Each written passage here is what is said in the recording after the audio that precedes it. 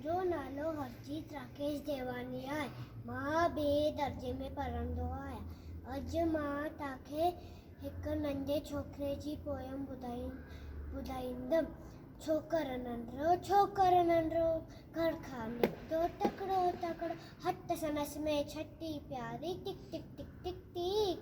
हथ संदसि में छटी प्यारी, सिर ते टोपी कारी कारी, सिर ते टोपी कारी कारी।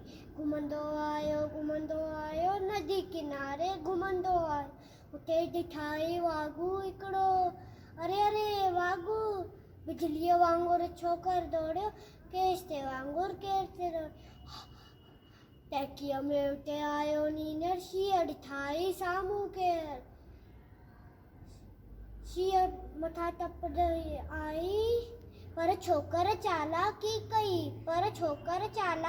कई। हिकदमि लेटी पियो धरतीअ ते मथां कराई, ओट छटी शीअ छटी जे मथां टपी पियो वञी वागू जे वात में शीअ पटाई वागू जख्मी। भॼन लॻो भई छोकर जल्दी, छॾे छटी टोपी आयो, घी नज़रो न वक़्तु विञायो। Thank you.